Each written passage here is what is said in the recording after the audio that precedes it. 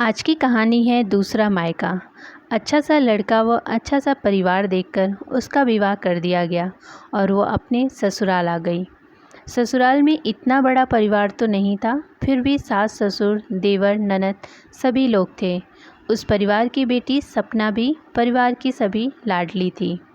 अपनी भाभी के आने के साथ उसे ऐसा लगने लगा मानो उसे एक बड़ी बहन मिल गई हो। वो बहुत ही प्यार से अपनी भाभी के साथ रहती थी। लता भी उसके साथ उतनी ही प्यार से पेश आती थी। सपना अपने पापा का बहुत ही ज़्यादा ख्याल रखती थी। अपने पापा का हर काम उसे करना बेहद पसंद था। जब वो नहाने जाते तो उनके कपड़े उनसे पहले ही बाथरूम में रख दिए जाते। जब वो नहाकर बाहर निकलते तो सपना हैंगर में पैंट शर्ट इस्त्री करके तैयार रखती। पापा के ऑफिस से आते ही वह गर्मा गर्म चाय की प्याली उनके हाथों में थमा देती। सपना रात का भोजन रोज़ अपने पापा के साथ एक ही थाली में करती थी। सपना भी अब विवाह के योग्य हो चुकी थी और कुछ ही दिनों में उसका रिश्ता भी तय हो गया। अब सपना डोली में बैठकर विदा हो जाएगी। यह सोचकर रामचंद्र जी की आंखों में गम के ऐसे बादल छा गए कि वह चाहकर भी उन्हें बरसने से रोक नहीं पाते थे। उन्हें लगता था कि सपना के जाने के बाद घर कितना सूना हो जाएगा। उनका इतना ज़्यादा ख्याल कौन रखेगा? वह उसके बिना कैसे रह पाएंगे? यही सब ख्याल उनकी रातों की नींद उड़ा चुकी थी। एक दिन सपना ने अपने पापा से कहा, पापा मैं शादी नहीं करूँगी। रामचंद्र चौंक गए। क्या हुआ सपना? ऐसा क्यों बोल रही हो बेटा? पापा मैं आपके बिना रहने की कल्पना मात्र से ही सिहर जाती हूँ। मैं आपसे दूर नहीं रह पाऊँगी। फिर मेरे पापा का ख्याल कौन रखेगा? सपना बेटा, हर बेटी को एक ना एक दिन विवाह के बंधन में बंधकर ससुराल तो जाना ही पड़ता है। इसका कोई दूसरा रास्ता नहीं है। आखिरकार सपना का विवाह संपन्न हो गया। विदाई के समय सपना जब भी अपने पापा की तरफ आंख उठाकर देखती, उनकी आंखें बिना बोले ही सब कुछ कह देती। एक दूसरे के दिल की धड़कनों को पहचानने वाले पिता और बेटी एक दूसरे के मन में उठे तूफान को महसूस कर रहे थे। जाते वक्त सपना अपने पापा से लिपटकर फूट फूट कर रो रही थी। रामचंद्र भी अपने आंसुओं को रोक न पाए और सपना अपने पति के साथ ससुराल के लिए विदा हो गई। घर शांत और सूना हो गया।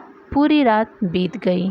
दूसरे दिन सुबह रामचंद्र जब नहाने गए तो उनके कपड़े हर रोज़ की तरह उन्हें बाथरूम में अंदर मिले। वह हैरान थे।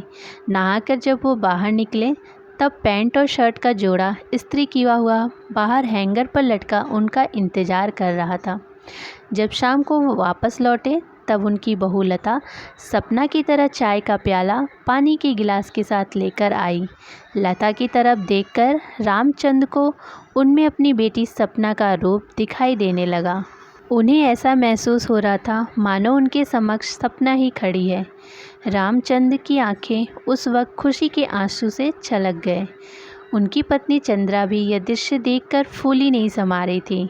अपनी बहू पर उसे भी बहुत नाज हो रहा था। उसने अपने पति से कहा, एक बेटी गई लेकिन दूसरी हमारे पास हमेशा के लिए आ गई।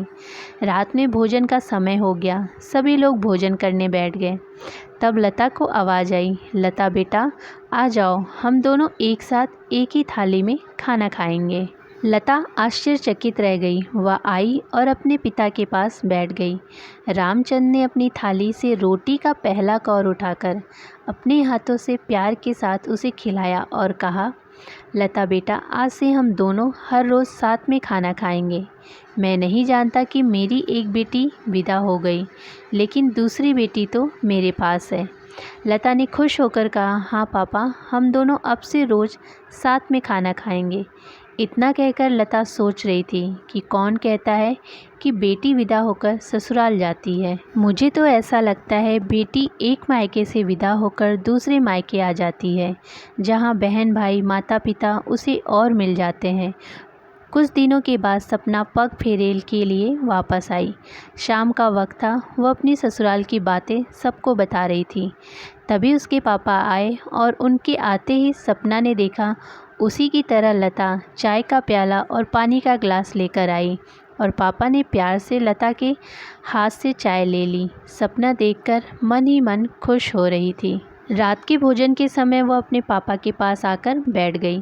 तभी उसके पापा ने आवाज़ लगाई, लता बेटा आ जाओ।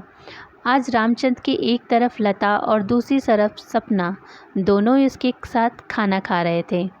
आज का यह दृश्य देखकर सपना बेफिक्र थी कि उसके पापा का ख्याल रखने के लिए उसकी भाभी है, जो पापा को कभी दुखी न होने देंगी और उसकी कमी हमेशा पूरी करती रहेंगी।